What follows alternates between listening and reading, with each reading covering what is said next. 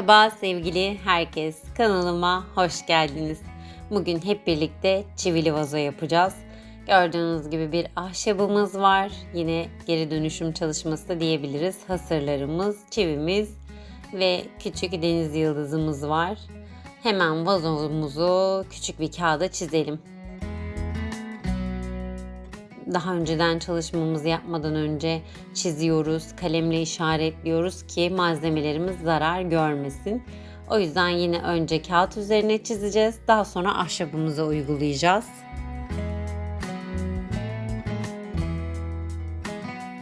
Vazo şeklini tamamen tercihe göre değiştirebilirsiniz. Ben gözüme bu şekilde hoş geldiği için, böyle beğendiğim için vazomu böyle çizdim. Ortalı bir şekilde yerimi belirliyorum. Alttan ve üstten ortalıyorum.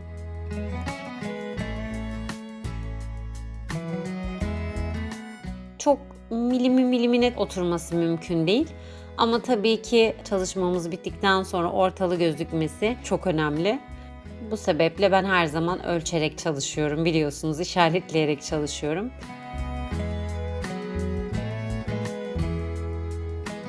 Kağıdımızı yapıştırdık kaymaması için çivileri çakarken ve kağıdımızı kaldırmıyoruz.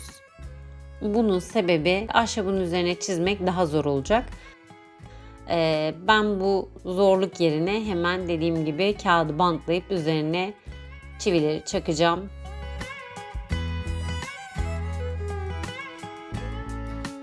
Hafif kaymalar, yamulmalar oluyor. Elimle düzelterek devam ediyorum.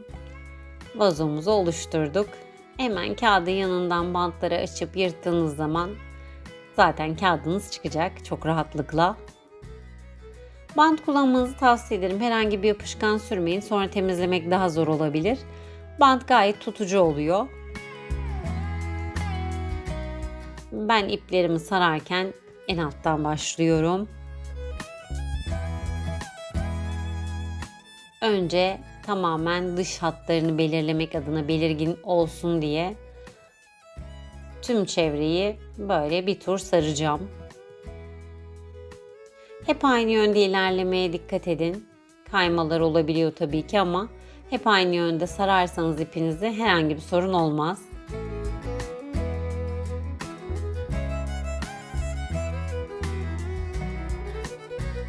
Vazomuzun temelini oluşturduk. Çivilerimizi gördüğünüz gibi bayağı uzun. 1-1,5 santimden daha uzun. Bunun sebebi gördüğünüz gibi üzerine hasırı sarmış olmamız. Yani çiviniz uzun olsun ki üzerine bu şekilde hasırı çapraz bir şekilde, belirgin bir şekilde vazo olduğunu anlamak için sarmanız gerekiyor. Bu sebepten çiviniz en az 2 santim olsun, yarım santimini çakın ve 1,5 santim kadarı dışarıda kalsın.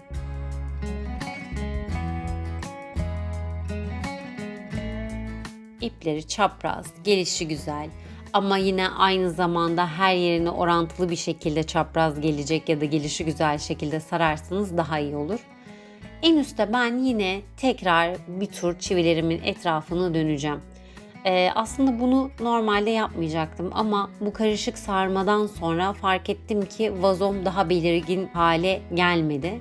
O yüzden en üstten bir tur daha sardığım zaman, şimdi siz de fark edeceksiniz bunu, daha net bir vazo görüntüsü elde ettim.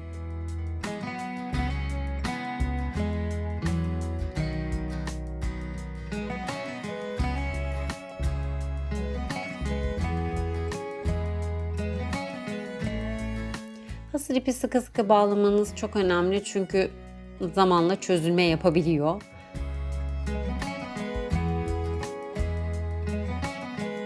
Hemen fazlalığı da içine yerleştirdik. Daha önceden kuruttuğumuz buğdaylarımız var.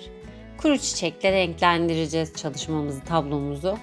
Elinizde herhangi bir yapay çiçek olabilir, taze çiçek olabilir. Koyabileceğiniz, içerisine bir obje bile olabilir, kendiniz yaptığınız. Ben elimdeki kuru çiçekleri değerlendirdim. Bunların hepsi yine benim doğadan topladığım. Gördüğünüz gibi yapay çiçekler. Eminönü'nden biliyorsunuz, gezimizden, ziyaretimizden hep aldığımız yapay çiçeklerimiz. Muhakkak çalışmalarımda bu renkli kuru çiçeklere çok yer veriyorum. Siz de bu tarz ürünler yapıyorsanız ya da yapacaksanız ya da elinizde, bahçenizde kuruttuğunuz çiçekleriniz varsa bu çivili vazoyu yaparak değerlendirebilirsiniz.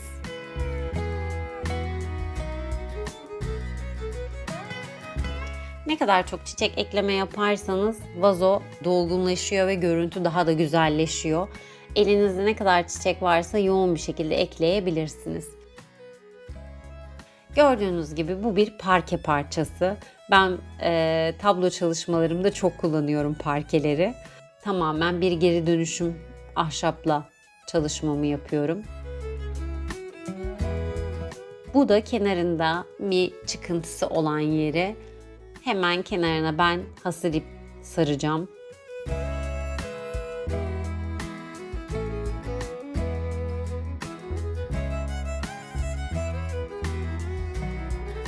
Zaten biliyorsunuz çalışmalarımda ben genel olarak da geri dönüşüm, değerlendirebileceğimiz ürünleri kullanmaya çalışıyorum.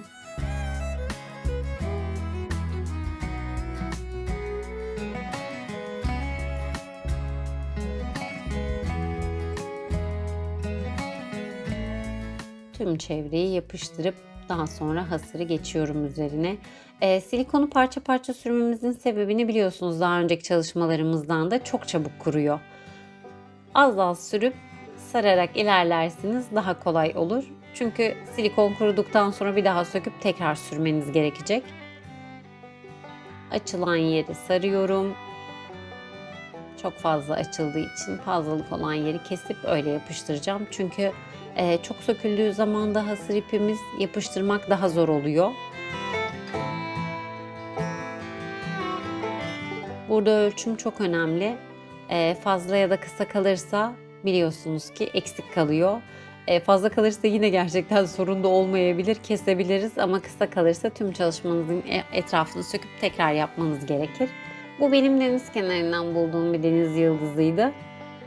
Güzelce yıkamıştım ve çalışmamda da rengi gerçekten çok uyumlu oldu çiçeklerimle. O yüzden bunu çivili tabloma eklemeye karar verdim.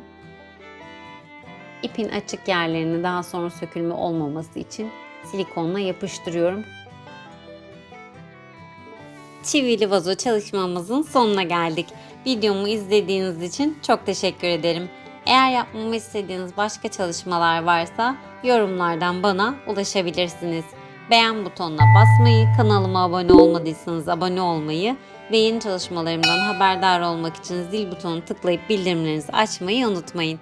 Bir sonraki videomda görüşmek üzere. Kendinize çok iyi bakın. Hoşça kalın.